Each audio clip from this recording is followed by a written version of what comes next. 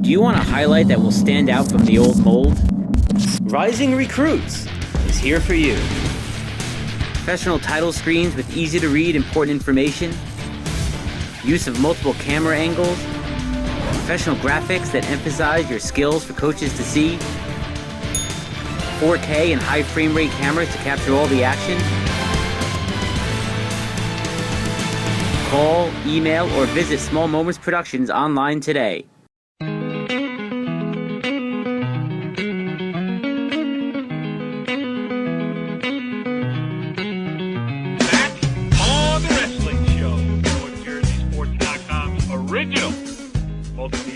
Talking all things wrestling across North Jersey. This is Season 7, Episode 6. We are in the thick of the dual meet season. We're going to talk all about it. I am Corey Doviak, being joined by my illustrious panel of North Jersey wrestling insiders, starting with the venerable one, the Kenny Sirajan. What's going on, Kenny? Hey, everything's going on. Good wrestling. Donnie had a big weekend, and we got to be nice tonight because two of our co-hosts are headed for a collision course on Friday night. I don't want to start anything, so let's move on. Yes, it's a big week here on the wrestling show. Let's first welcome in our very own, the Pope of Bergen County Wrestling. He is Bergen Catholic assistant coach Donnie Spataro. What's up, Donnie? Not much, gentlemen. How's it going tonight? Everything is good. We're going to get to you in a second because we're going to talk about the Who's Number One duels that your team was involved with, in over the weekend, and you got us one of your wrestlers to interview here tonight. We are going to talk to two-time state champion Bergen Catholic Jr. Shane Griffith. We'll do that momentarily. But, Kenny, I don't know. I'm split. Who do I introduce first here? Would that be like I'm picking favorites in the grudge match coming up on Friday night? Well, if you were picking favorites, you'd be talking about Ramapo or Alta Pan. So let's welcome in Brian Gibbs. Just kidding. All right, I'm starting with the green. You know what? I'll stick with the green. Pascack Valley head coach of the Red Hot Pascack Valley Indians is Tom Gallione. What's going on, Tommy? Not much. How you doing? You don't sound excited. No, I'm fine. Ready to get this thing going. Steamrolling every opponent. Kenny loves starting a lot of stuff. Kenny loves starting trouble. For those who don't know, our very own Tom Gallione will be in a big wrestling match this Friday night against our other co-host, the Cardinal of Bergen County Wrestling, Westwood assistant coach Mike Atanasio. What's up, At? Well, Kenny, we try to have a friendly wrestling match here between two, lifelong friends and two programs that have wrestled each other. He's got to get all competitive. Yeah, I wish we wouldn't even keep a team score for this match. I wish just do it for fun. Okay, because participation trophies all around. Big Tim Gallione and I are going to be sitting there in the front row, and hopefully this week we won't be threatened by the ref to be tossed out of the match. You don't get thrown out. Well, you guys got to calm down there in that front row because I've seen it. It looks like the Muppets in the upper balcony. All right. Yeah, I don't want to stoke the flames any further, but I just want to ask Kenny one more question. Kenny, who's the favorite? Nah, I'll never do that. As much as I want to have fun, it's about the kids wrestling, and I'll tease these two because I've known them both since they were young. But, no, it's about the kids going on the mat and doing it, and that's what matters to me. So I'm not going to pick a favorite. It's all about the kids. That's it. It is all about the kids. All right, we'll touch on that. We're going to talk about some other teams that got big wins over the week. We have a question of the week. But let's get this thing started first, talking about the Who's Number One duels. And it's great to have Donnie on the show because we get to see all aspects of this. I mean, we have Pascack Valley and Westwood. That's fun of local interest. But it's always fun to keep tabs on the Crusaders as well, who went out to another elite tournament, the Who's Number One duels. And Donnie, why don't you give us a quick recap of what went on there? Well, it's you had 5 out of the top 10 teams in the nation competing, plus 3 additional teams, 2 from Maryland and 1 other from New Jersey, total of 8 teams. And, it's an incredible day of wrestling. It's like what ranked wrestlers wrestling another ranked wrestler and so on. And it was a nice facility. It was held at Eastern Pennsylvania, but the middle school, and it was an unbelievable facility. Yeah, you sent the picture around in the group text. I mean, that looks like, forget a middle school, that looks like a college facility. It really does. It's some setup. I'm telling you, it's one of the biggest.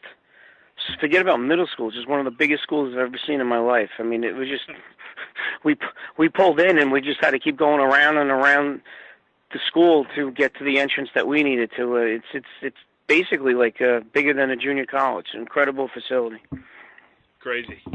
So you get there, and you had Malvern Prep in the first round and Blair then when you drop down. I mean, that's pretty tough competition for your guys. Yeah, I mean, Malvern Prep was ranked number 10, but they really came to wrestle. Besides beating us in our pool, they also upset the number 16 Bergen Catholic in the nation. So, they had a pretty good day of wrestling.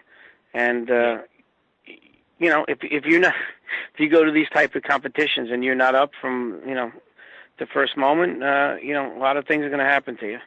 And they just took it to us the first round. I think, I don't know if our kids were still sleepwalking through it, but, it was a good lesson for them. It was a good wake-up call. And what is it like to wrestle Blair? I mean, just to, listen, not that Bergen Catholic with the schedule that you guys have wrestled over the last few years, but Blair is still Blair. I thought we wrestled really well. I mean, we came up short on some of the matches, one in overtime, a couple one-point losses, and so on. But I think that was one of the best matches we wrestled all day, even though that we lost. I think the kids really stepped up for that match. Most of them did, and it was just a great competition to be able to face the number one team in the nation. Yep, Kenny, you got anything else on this topic? No, actually. We'll talk about scheduling and all that a little later. I love hearing from Donnie, and we have. I want to know from Donnie, of his kids, other than the ones we know, who's starting to come on tough, and who's starting to impress you. I'll tell you what, our 106-pounder, Nick K.L., is just incredible. He keeps getting better and better as the years going on. All the kids. Wayne Unger is coming on.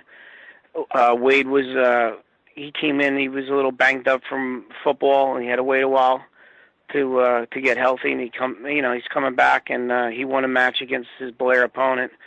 And also at 170, Anthony Astrarian. He's really coming on lately. He looked incredible yesterday in all his matches, and. Not to interrupt you, I'm guessing it's pronounced Satrian, but I know if it's not an Italian name, you have trouble with it.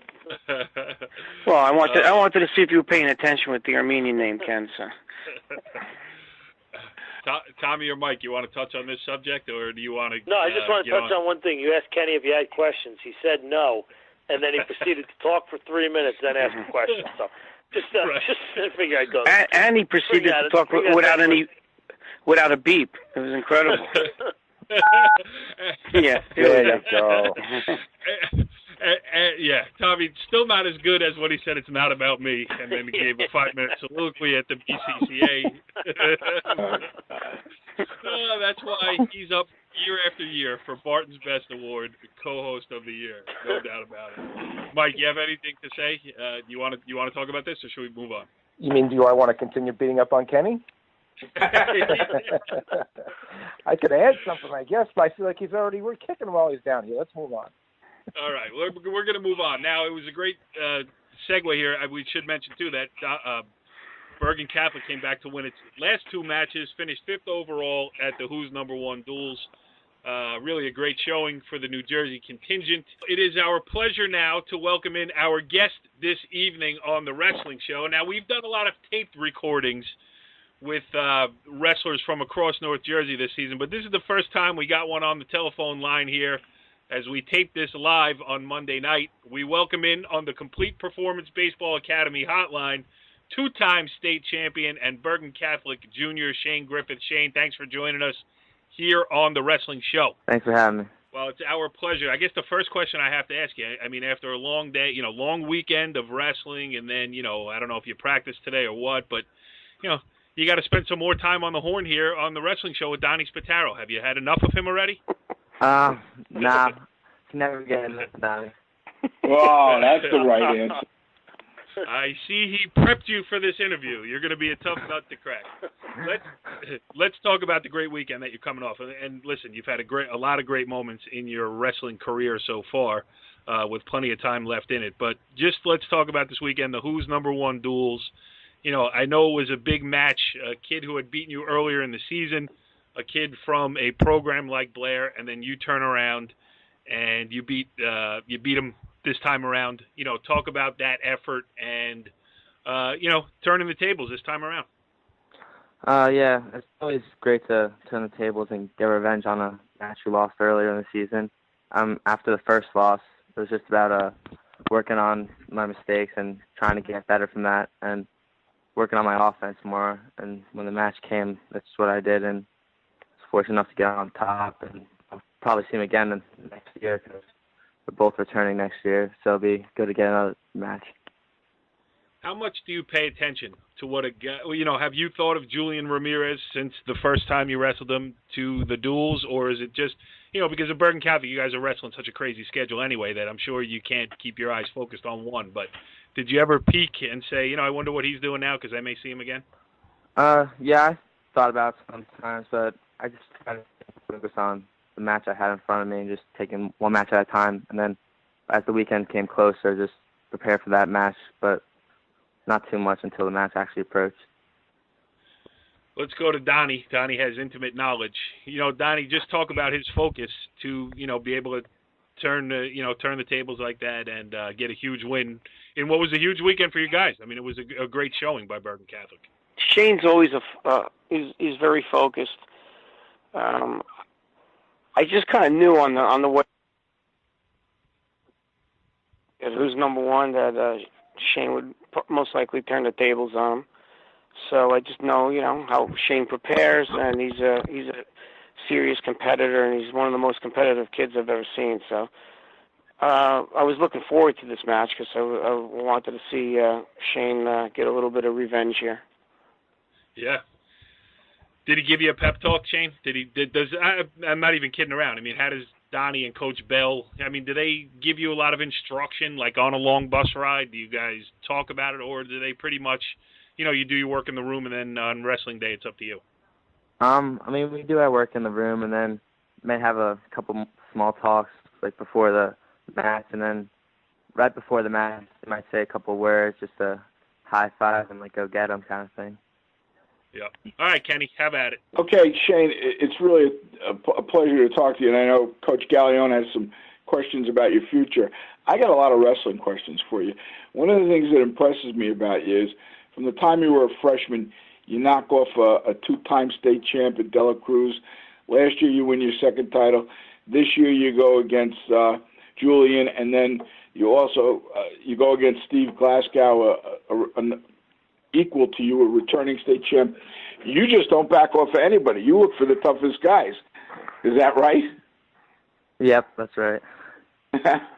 One of the things that impressed me the most about you, I happen to be, and tell me if I got it right, because I could be wrong, but I happened to be at the Clovis match watching you guys, and in the middle of the match, you were dominating, and when I say you were dominating, but it was like 4 or 5-0. And one of the assistant coaches yelled out to you, Shane, we need some more points. We need bonus points. And I think they wanted you to cut the guy and just go takedowns with him. And you sort of looked over and you waved him off in almost I got this look. And then you just packed the kid 30 seconds later. Did I remember that correctly? Yeah, that's right. What made you that confident that you were going to pack him as opposed to, cutting him and going up and down with him? I feel pretty good on top over the years. And throughout the match, I felt pretty dominant on top. Whether I was going to turn him or not, he was still going to waste a lot of energy trying to work up. But I felt a break and pointed out to get him. So I just kept forcing pressure on top and working my turn, and eventually paid off. I loved it. It was a great moment. All right, Tommy, it's you. All right, Shane. Like Kenny said, it's a pleasure to have you on. Congrats on the nice weekend. I have a few questions. So you, make everybody aware you committed to Stanford before the season started, correct?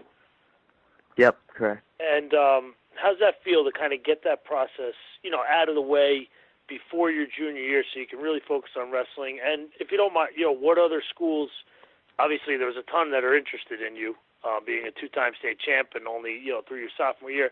What other schools were interested in? What other schools, 3 or 4 were really high on your list, as you were looking, heading into your junior year? So coming into junior year, I narrowed it down to Stanford, a lot of the Ivies, and a couple non-Ivies such as Northwestern, Michigan, UNC. And I visited some of the schools, and I went on a visit to Stanford, and it was just overall a great fit for myself, and my family was just supporting me along the way, and it stood out above the other schools, and I just knew it was the place for me. Nice. Does it make you, you've already had that done, now it's done, heading into your junior year. Not kind of, I don't want to say relaxed, but is it nice to kind of have that off of your mind, and now you can just continue to focus on wrestling, heading into these last few years of high school? Yeah, it feels good because obviously there's no more pressure trying to impress anyone. It's just all on me now, doing it for me and trying to succeed for me to my best of my ability, not having to worry about colleges or anything anymore. That's a great answer. Yeah. I have another question along those lines for Shane. Shane, you're in the BC wrestling room. You're getting a nice education there, a lot of opportunities both educationally and wrestling-wise open up to you. You've seen a couple guys ahead of you go to Ivies, and, Stanford is certainly one of the top educational institutions in the country also. What does that do for you when you were looking at them, and what do you do when you talk to the younger kids, like the Wade Ungers and the Ferrantes and the guys who are younger than you, in terms of more than just wrestling, but, what you're trying to accomplish through wrestling? You see my teammates, some of them went on to Ivy Leagues and great schools such as Northwestern. And my parents, too, just told me that eventually somewhere along the line, wrestling's probably going to end, and you want to make sure you set yourself up in life. So they always push me to keep my good grades, and I try to tell the younger kids on the team that they always keep their grades up and provide opportunities to attend some of these great schools to help them out in their future. How about from the recruiting side? I know you're committed and you made your choice and everything like that. But I'm just curious because I know it happens in basketball and football all the time. Do other schools keep contacting you? Say, hey, if things don't work out over there, I mean, until you sign that letter of intent when you're a senior, it's still technically open. Are you still people keeping in touch with you? Is my question. I've talked to some coaches. I mean, a lot of coaches understand and they wish me luck, which is respectful, and he just says if anything goes wrong, anything happens, that coach gives them a call. But people are pretty much understanding of my decision in Stanford. Okay. Did you watch Nicky Suriano's match the other night? Yeah, I watched it. Well, give us. We haven't talked about it yet, but I'm curious to get everybody's reaction. There was, I just had a blast watching it. How about you? Just you take us through. What were you thinking as you're watching it? I always love watching Nick wrestle. I always wish him the best, hope he succeeds. I know that the loss was probably hard for him, but I'm feeling he's probably going to bounce back from that because he always bounces back after his losses and comes back even stronger. So I'm excited to see NCAAs now. I think he has a good shot at him. Yeah, I mean, I came away from it thinking like that. It's technically a loss on his record, but he went toe-to-toe with the number one ranked wrestler, and he lost by a point. So I don't think that should do anything to dissuade him. How about team-wise now? Bergen has been on an incredible roll last couple of years since the Pope got into town over there. And, just talk about you guys in the room trying to stay focused, win another state championship. You wrestled the Who's Number One. You wrestled the Beast of the East. You wrestled the Powerade. Just talk about this team aspect of it here while we're in the middle of the season, and that's the focus. Team-wise, I mean, we have the teammates, we have the schedule to provide us and strengthen us wrestling-wise. So throughout the season, we wrestle all these tough teams, and then by the end of the season, the schedule might get a little weaker, but we got to tell everyone to just act like it's a Blair, act like it's a Clovis, like one of these big teams, no matter who they are, because everyone's trying to beat us, and just try to get out there and win another team state title. Yeah. Anybody else? This kid's great. No, I'm good. Yeah. Great. Yeah. Donnie, any parting words that you can't give him tomorrow in the wrestling room? No. See you tomorrow, Shane.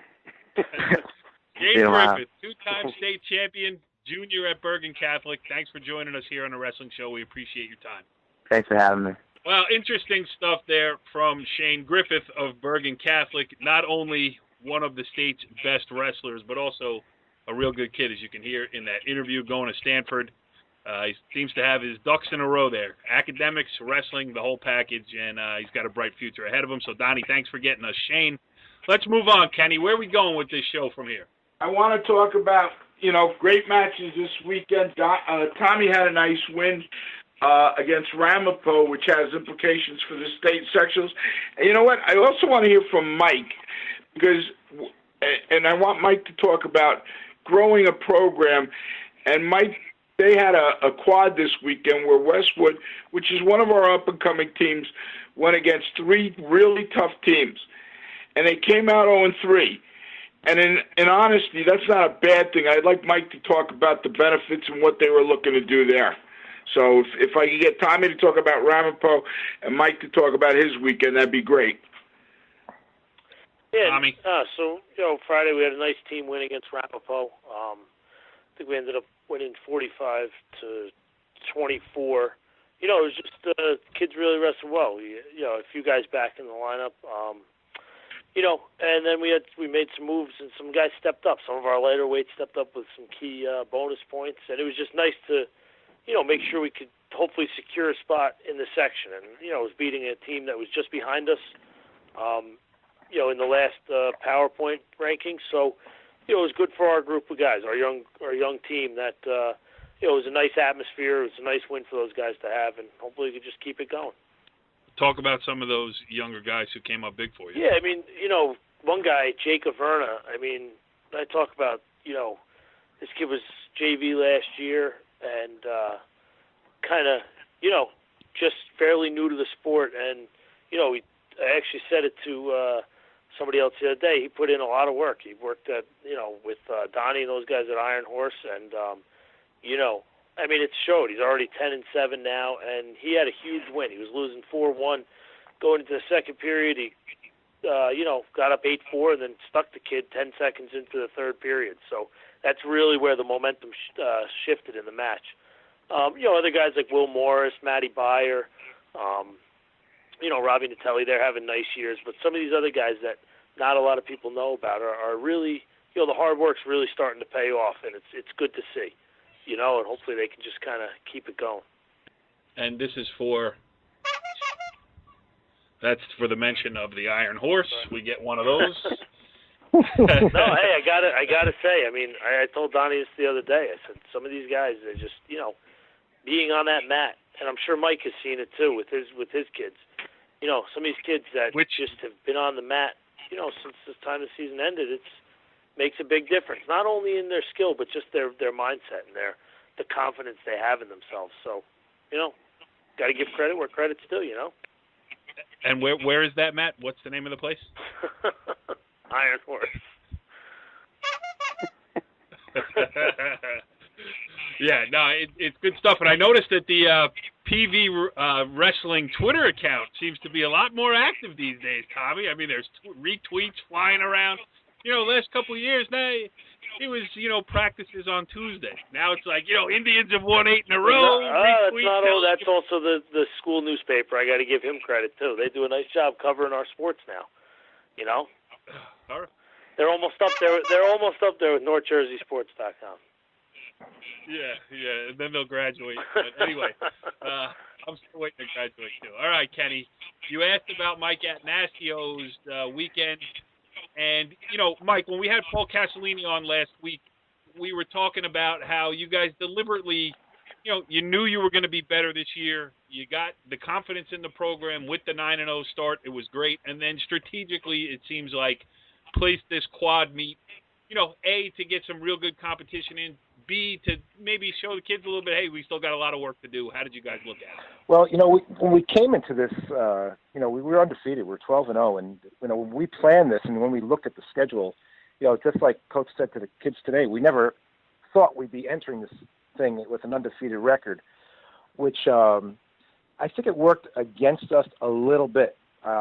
Just psychologically, I almost, I feel like our kids felt a little like let down when we lost that first match to Emerson.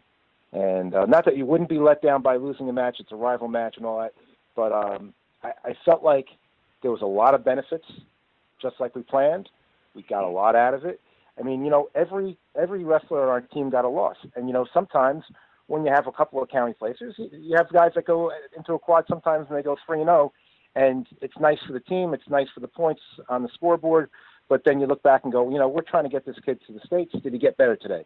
And, everyone got challenged, which is great. And we had to try and forget about the record. It's sometimes easier said than done. They're kids. We had to reinforce to them today that it was a good day, that we did make progress, and we did take a step forward. I absolutely loved wrestling. The idea of us wrestling 100 in Central is terrific. It's probably the best team our program has wrestled in many, many years. And look, you learn. You see how great they are. There's little things that you're impressed with. One of the things I think our coaches were talking about today was how prepared they are before they get on the mat. You try to enforce to your kids how important it is to really get a good sweat before you get out there and really be intense before you get on the mat. And I think that's something we saw from them, and you learn from seeing stuff like that. So that was definitely a benefit. And look, Old Japan's really good. We wrestled them. In some ways, we wrestled them well, but it didn't show up on the scoreboard. We had 3 matches that we were winning that we either lost and got pinned.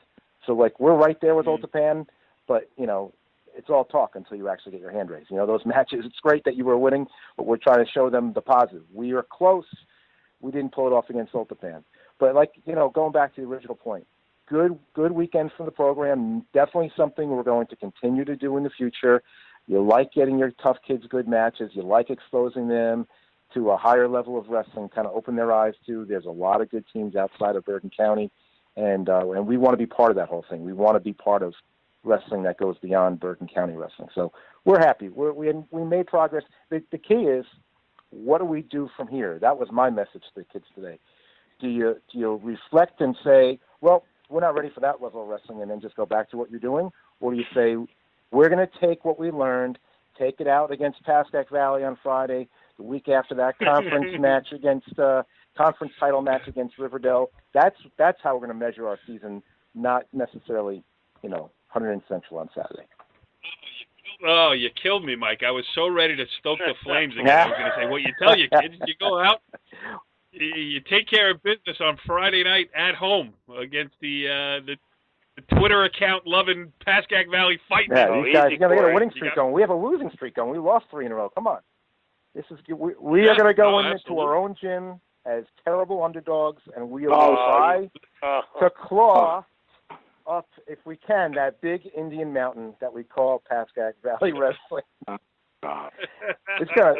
Seriously, all joking aside, it's going to be great. I think we have more in common with Pascack Valley than probably 2 teams could ever have. We're next door to each other. We got the commonalities with the Gallione family. Jim was my coach in high school. He was the guy who gave me the start, and obviously Tommy's over there. We got great relationships with the people. We got Kenny over there. We have the Iron Horse connection. Some of the kids on our team, Tuminelli and Harris and Furman. Yeah, break it out.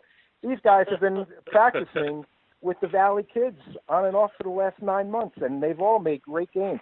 So it's going to be – and look, they get really evenly matched. It's a toss-up match. It's going to be a lot of fun. I'm really looking forward to it. You got me all pumped up here, but Donnie, I think we got to go. Remember in 1980s wrestling, the loser leave town match? I think the loser doesn't come on the show next week. What do you think? That sounds like a fair bet to me. Like Hacksaw. The loser gets Hacksaw Jim Duggan against Harley Race or something like that. No, it's going to be fun. And listen, it's nice to have some juice on the program here, too. I think I'm going to have to get out there. I got a long week of covering basketball. Just got to check to make sure there's nothing going on at Ramapo first. Right. Hey, girls basketball, big win over Ramsey in the Bergen County tournament on Saturday. That's for sure. I was just going to say, though, that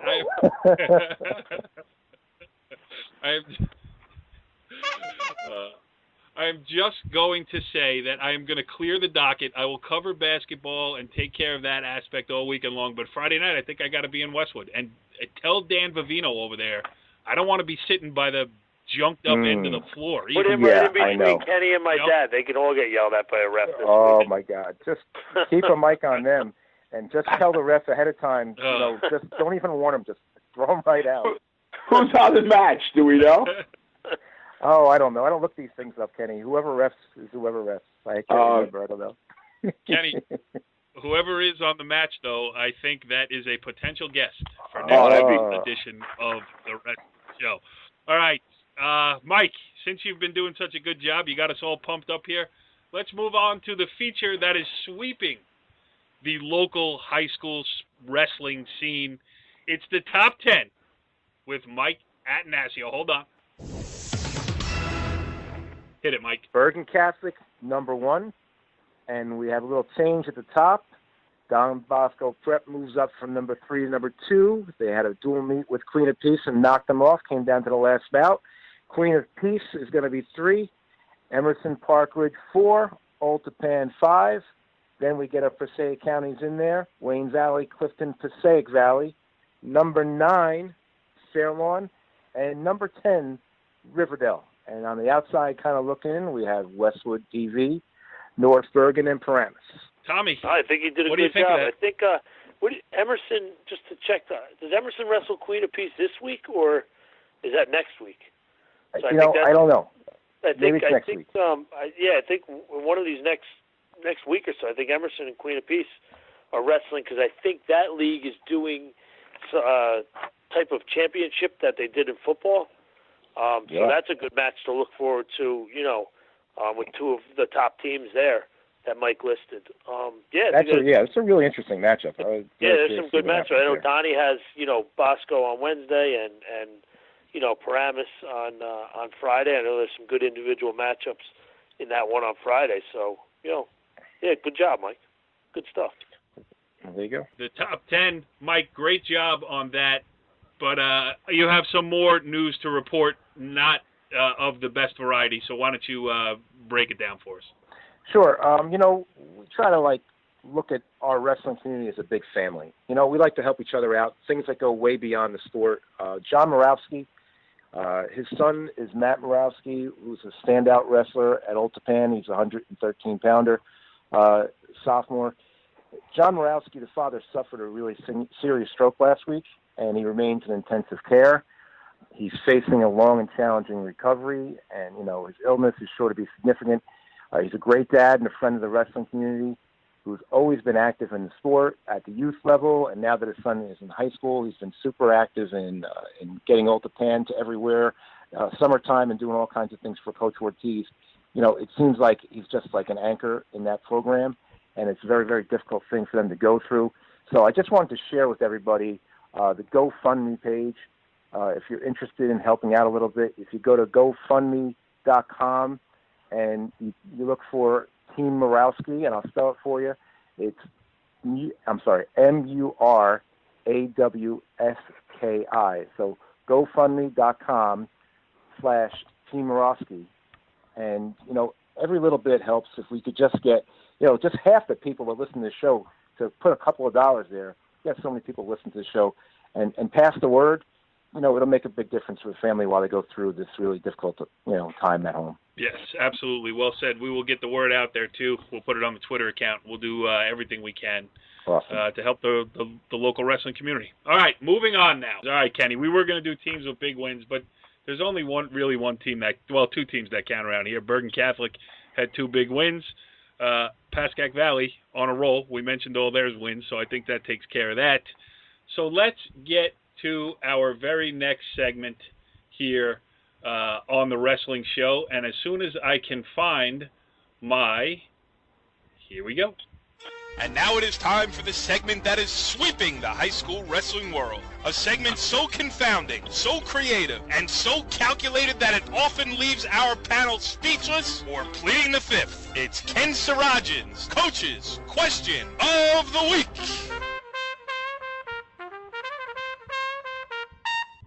Hit it, Kenny. Well, the funny thing is people don't realize that we we do like each other, and after we stop recording, we often go on. And one of the topics came up last week, and that is scheduling. And the old philosophy, even back when I was coaching a long time ago, was you build your schedule to peak at the districts, and part of the thinking was that you want to schedule tough matches to sharpen your kids, and everybody then started putting in tries and quads in what would now be, once we got the 2 pounds, the next 3 to 4 weeks in preparation for the districts. But we see a shift in that. And Donnie and Bergen Catholic led the way, where they front-loaded the tough stuff in their schedule, and you heard Shane Griffith talk about it. So I want to get our three panelists' view on scheduling, and have we seen a dramatic shift, and are we looking to protect the kids these days? So let's go, Donnie, Mike, and Tommy. Well, yeah, I mean, we have a knack of really wrestling all of our matches a lot earlier than other teams, and the last week and a half at least, we rest up and we heal up after the state sections before the districts. I know a lot of teams like to get themselves, if they lost along the way in quads and in the state sections and whatnot, they try to schedule as many more matches as they can. But we found out for us that after state sectionals and groups, we're pretty much done. That's it. Leading up to. I'm sorry. Let me rephrase that. Leading up to the sectionals and the groups, we pretty much lay back till that week comes up, and we heal up leading into the sectionals and the groups. I know a lot of people just keep loading up along the way, but we just feel that we're better off just laying back and resting for like a week and a half going into that. And the kids that are nicked up and a little beat up from the schedule that we wrestle in, have time to heal up, and they're ready for postseason. Donnie, do you like Kenny's question of the week better, or do you like when he says, Donnie, Mike, and Tommy, go? That's always a highlight of the show. So I believe he said, Donnie, now it's Mike's turn. Okay, a couple of things. One is, they added more matches, but they didn't really make the season any longer. So in fact, what happens? Yeah. Say again? They shortened it. They shortened it. They made it short. So what's happened now is that people are jamming in as many matches as possible. And, it brings back an issue about, how long practice should be sometimes. Because, sometimes we think that more is more, but sometimes less is more. Sometimes you need to look and go, wow, we're going to wrestle on Wednesday, Friday, and then a quad on Saturday. Which day besides Monday could you even consider going hard? You got to rest your kids up. So that, of course, comes into play towards the end of the year. And I think more and more guys are realizing that at the end of the year, you do need to have a day or a period where you're maybe going to recover a little bit. And, I learned from Bucky Rehane, actually, because there was one year in the 90s when I just was talking to him about how I felt like my team just kind of petered out at the end. It wasn't from a lack of hard work at all. And he said, well, you know what I do the week of districts? Monday we lift, and I send them home. Then Tuesday we lift whatever we didn't do the day before, and then I send them home. And then Wednesday we go really hard, and Thursday we drill for 45 minutes when we go home. And I said, obviously, when Bucky talks, you listen. And I think he's right. I think at some point you have to let the kids recover. The postseason is a grueling thing. Districts are hard. Region weekend is brutal. And, of course, when you go in Atlantic City, they get a lot of time on the mat. You got to rest up for it. You got to kind of take the foot off the pedal every once in a while. And I think it's part of it's part of being a coach is realizing, when can I give my kids a break? We like to have it like this. The freshman county tournament, we're off. We're going to send our 4 or 5 freshmen there, and our varsity kids on a Saturday in February are doing nothing, giving them a day off. So little things like that, I feel like you got to think about the big picture and not just think about getting your kids on the mat nonstop. Yep. Go ahead, Tommy. Yeah, I kind of, feel along the same lines as these guys. I mean, Kenny and I, for years, we would go, Friday night into a try or a quad, and then, based on the team, you may have to pull it back. And then even when we had teams that we thought could compete, you kind of you got to give them little breaks. And like Mike said, I thought Mike hit on the practice point really, really well. Monday's really, going to be a hard day. Then outside of that, how hard can you really go on Tuesday, Thursday when you're wrestling Wednesday, Friday, and 2 or 3 on Saturday? Like Mike, I think we're off. I know varsity's off that Saturday, the freshman county tournament. We'll send whatever freshmen are there, are wrestling, send them over to the tournament and give the other guys a day to kind of heal up. And then even, towards that tail that last Saturday, sometimes I got into a trend for years of just doing one dual meet on that Saturday morning before, the week before the districts, just to kind of, get them one, another match, maybe have 4 matches that week, but no tries or quads, and just kind of really rest the guys up, make sure they're good to go, into district week. It's all getting a feel for your team and trying to keep them as healthy as possible going into the tail end of the season. Yeah, I think all said. All right, so the last thing I want to touch on here on this edition of the Wrestling Show. Oh, hey, Corey? Yes. Corey, I got one thing I want to jump in on, please. I'm sorry. Our Facebook page, I want to throw it out to people listening. We try to bring on different people. We've had some great guests this week. If anybody out there has a coach that they would like us to interview, I'm not saying we will, but throw the coach you'd like to hear from onto our Facebook page. Mike will check it out, and we'll talk about it. And if it fits in our schedule, we'll try to get on people that you guys want to hear out there. Yep, great point. I always mean to say it, and it's on the front screen at the beginning of the show, but our Facebook page is facebook.com/The Wrestling Show. So hit us up on there.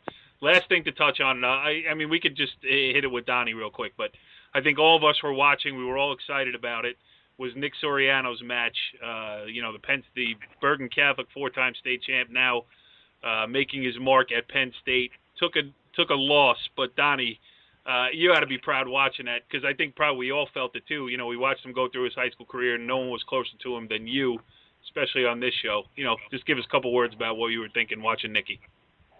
No, I mean, I saw some good things. It was 2-2 going into the last period. Gilman is very tough, very good on his feet. So, I mean, Nicky held him to 1 takedown, and I'm just watching it. Nicky was pounding away last period, shot after shot. Couldn't get in real good. One shot looked like he was in pretty deep, but couldn't finish. So considering he's not even redshirting this year, and he came out as a true freshman, and he's wrestling the number 1 guy in the nation who's been 5th and 2nd in the nationals the last couple of years. I think he's right there. I think he'll see him again in the Big Tens and hopefully the nationals. And I think this time Nicky will make the few adjustments that he needs to make. And I know in my mind, I'm positive that he'll turn the tables the next time. Yeah, go ahead. I don't want to. No, I mean, like I said, I saw some good things, and I know he's right there. I mean, he's right there with him, and he'll be able to do it the next time. To me, there's no doubt in my mind, after knowing him all these years and what he's capable of doing and how determined he is when he sets his mind on something, there's no doubt to me that the match will be different next time. Yeah, no doubt. Anybody else want to chime in? No, I was excited to get home to watch it, and then Donnie spoiled it for me on text. Yeah, it's so true.